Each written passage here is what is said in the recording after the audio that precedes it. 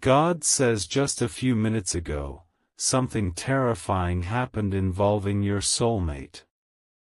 The first words spreading through the confusion were almost impossible to process. Someone had been shot. And somehow, the person at the center of that frightening story was the one you care about. But before your mind turns those words into a confirmed tragedy, there is something you need to know. The first version of what happened may not be the full story. Because there are 3 questions no one could answer at first. Who fired the shot? Why was your soulmate there? And most disturbing of all, why did someone immediately try to contact you? The answer begins with a conversation that happened earlier, one you were never supposed to know about. Your soulmate had been unusually quiet. Not the normal kind of quiet that comes from being busy or tired. This was different. They had been carrying something for days, perhaps longer, and every time they considered telling you, they stopped themselves. They would open your conversation. Type something. Delete it. Then put the phone down. You may have interpreted that distance in completely different ways. Maybe you thought they were losing interest. Maybe someone else had entered the picture. Maybe their feelings had changed. But the silence was connected to something much more complicated. They had discovered information involving someone from their past. At first, it seemed harmless. A message. A name they had not expected to see again. A conversation they believed had been finished long ago. But whoever reached out knew something personal. Something connected not only to your soulmate, but to you. That changed everything. Your soulmate could have told you immediately. They almost did. But they made one mistake. They decided they could handle it alone. And that decision is what placed them in the situation that unfolded only minutes ago. The person contacting them had apparently been watching the relationship from a distance, not necessarily physically watching, but paying attention. They knew there had been tension. They knew there had been periods of silence. They knew enough to understand exactly where your soulmate was emotionally vulnerable. And they used that knowledge carefully. The first message did not sound threatening. It sounded concerned. That was the trap. It suggested that there was something your soulmate needed to know about you. Something supposedly hidden. Something that could completely change the way they saw your relationship. Your soulmate did not believe it immediately. But then the sender mentioned one detail that made them hesitate. A detail they thought only a very small number of people knew. That was when curiosity became suspicion. And suspicion became fear. Your soulmate began wondering whether they had misunderstood something about you. They started replaying old conversations. A moment when you seemed distant. A message you answered differently than usual. A time when something felt slightly off. Small things suddenly looked larger when placed beside a carefully planted doubt. That is how manipulation works. It rarely begins with a giant believable lie. It begins with one true detail surrounded by false conclusions. And your soulmate almost fell for it. Almost. Because something happened during that secret conversation that changed their mind. The person speaking to them made a mistake. They mentioned something about you that simply was not true. Not an opinion. Not something ambiguous.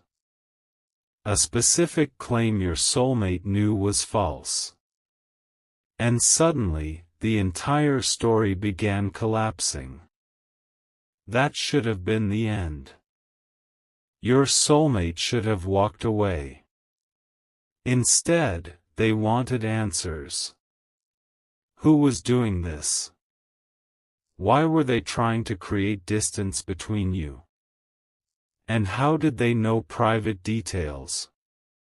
So your soulmate agreed to one final conversation. That meeting is where everything became dangerous. If this story feels strangely close to something happening in your own life, remember, this narration is not proof that anyone you know has actually been harmed. But stay with the story, because the reason behind that confrontation changes what the shooting initially appeared to mean. Your soulmate arrived expecting explanations. They did not expect an argument. They certainly did not expect another person to be there. That was the first surprise. Someone connected to the situation had brought another individual into it. And when your soulmate realized who that person was, the pieces began connecting. This was not primarily about jealousy. That had been the obvious assumption. Someone wanted your soulmate. Someone resented you. Someone wanted the relationship destroyed. But that explanation was incomplete. The deeper issue was control. Someone from the past could not accept that they no longer had the same emotional influence over your soulmate. For a long time, they had been able to disappear and return whenever they wanted. One message could reopen an old wound. One apology could restart an old cycle. One memory could create doubt. Until you came into the picture. You changed something without even realizing it. Your soulmate began seeing the difference between emotional intensity and emotional safety. Between being wanted temporarily and being valued consistently. Between someone who created confusion and someone whose presence made honesty possible. That realization threatened the hold another person once had over them. So the lies began. But there is another twist. Your soulmate had not gone there simply to confront anyone. They had gone there planning to end the situation permanently. Before leaving, they had prepared something for you. A message. Not sent. Not yet. They had written it because they finally understood what they needed to say. The opening line was simple. I should have told you sooner. Those words mattered because your soulmate had been hiding one thing from you. Not another relationship. Not a secret romance. Not betrayal. Fear. They were afraid that if they told you someone from their past was interfering again, you would assume they had invited that person back into their life. They feared you would look at the situation and think, why are you even responding? And they did not know how to explain that sometimes people answer the past not because they want it back. but because they desperately wanted to stop following them. So they tried to close the door alone. Then came the confrontation. Voices rose. Accusations became sharper. Someone demanded to see a phone. Your soulmate refused. Another person stepped between them. And within seconds, the situation moved from tense to chaotic. Then came the sound everyone would remember. A gunshot. For a moment, nobody understood what had happened. There was no dramatic speech. No perfect movie scene. Just shock. Movement. Someone shouting. Someone reaching for a phone.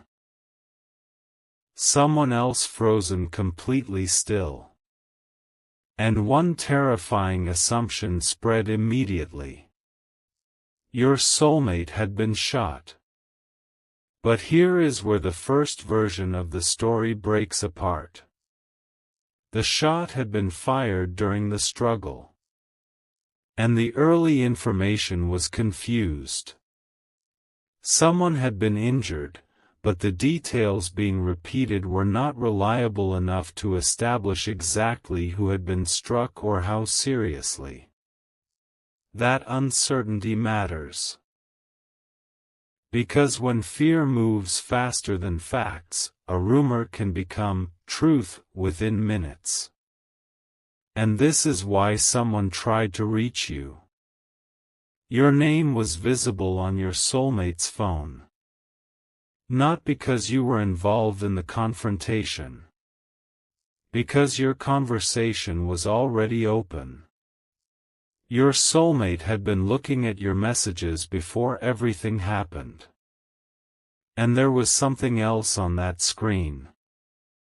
The unfinished message.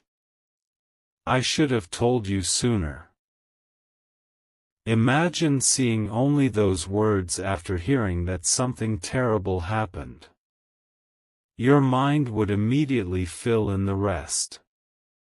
What were they going to confess? What had they hidden? Was this about another person? Was it goodbye? But the rest of the draft told a completely different story. They had written that they were tired of allowing unfinished history to affect what they felt for you. They admitted that their silence had probably hurt you. They knew you might have mistaken hesitation for indifference. And then came the sentence they had struggled longest to write. You were never the problem. I was afraid of bringing my old chaos into something that finally felt real. That was the confession. But it still does not answer the biggest question. Why did the confrontation become violent? The answer was found in what had happened immediately before the gun appeared. Your soulmate had discovered that the private information being used against them had not come from you. It had come from someone they trusted. Someone who had been passing pieces of conversations along. Not necessarily because they wanted anyone physically harmed, but because they enjoyed being important to both sides. They carried information back and forth. They exaggerated. They omitted context. They turned uncertainty into suspicion. And eventually, they created a situation far bigger than they could control. That revelation shattered the false assumption at the center of everything. Your soulmate had spent days wondering whether you were hiding something. Meanwhile, you may have been wondering whether they were pulling away. Neither of you understood that someone else had been feeding the silence. One person's interference had created two completely different stories. You thought distance meant rejection. Your soulmate thought certain details meant deception. And both assumptions were wrong. When your soulmate confronted the person who had been sharing information, panic took over. The argument became about evidence. Messages. Screenshots. Who had said what? Who had altered what? Then someone tried to grab the phone containing the proof. That struggle triggered the chaos. And suddenly, what began as emotional manipulation became something nobody expected. A weapon entered the situation. A shot was fired. And within minutes, the story reached you in its most terrifying possible form. Your soulmate was shot. But the strongest revelation is not simply about who pulled a trigger. It is about what your soulmate had decided before that moment. They had chosen you. Not in some fantasy sense where destiny guarantees a perfect ending. They had made a real emotional decision. They were going to tell you everything. The messages. The manipulation. The person from the past. Their own fear. Their mistake in keeping you outside the situation. They had finally understood that protecting a relationship does not mean hiding every ugly complication. Sometimes hiding the complication becomes the thing that damages the relationship most. And there was one more line in that unfinished message. A line they had typed, deleted, then typed again. If I lose you because I tell you the truth, at least I will lose you honestly. But I don't want to lose you because I stayed silent. That sentence changes the entire story. Because for weeks, you may have believed their silence meant they cared less. In reality, within this story, their silence came from fear of what honesty might cost. They were not moving away from you emotionally, they were trying, badly and imperfectly, to clean up something from their past before bringing it to your door. And that choice nearly cost far more than either of you imagined. Now think about the cruel irony. If they had simply trusted you earlier, the secret meeting might never have happened. If the person interfering had not manipulated private information, suspicion might never have grown. The scene became a matter for professionals, not rumors. People were separated. Statements had to be taken. The weapon had to be secured. And the truth about who was physically injured could only come from verified information, not from frightened messages spreading from phone to phone. But emotionally, something had already been exposed that could never be hidden again. Your soulmate's draft. Their decision. Their fear. And the identity of the person who had been feeding the misunderstanding. The person everyone initially suspected was not necessarily the person who had created the deepest damage. The most dangerous influence had been someone who appeared trustworthy. Someone who listened. Someone who acted helpful. Someone who quietly carried information between people and changed its meaning along the way. That was the betrayal no one saw coming. And if your soulmate gets the chance to finish the message they started, the conversation will no longer be about pretending everything is fine. It will have to be honest. Why did you shut me out? Why didn't you trust me? Who was interfering? What exactly happened? And can trust survive after this? Those are not easy questions. Love does not erase them. Destiny does not answer them automatically. But truth finally gives both people something silence never could. A real choice. To rebuild. To walk away. To forgive. To set boundaries. To stop allowing outsiders to define what two people mean to each other.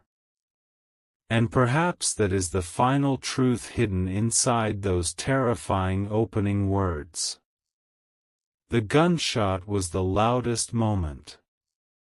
But it was not the moment that changed everything. The real turning point happened earlier, quietly, when your soulmate looked at your name on their phone and decided they could no longer keep you in the dark. They were finally ready to tell you the truth. Not because they had everything figured out. Because they realized they might lose something genuine while trying to hide something painful. Whatever happens after a moment like that, one truth remains impossible to ignore. Sometimes the sound that changes a relationship forever is not the loudest one, it is the truth someone was finally brave enough to say.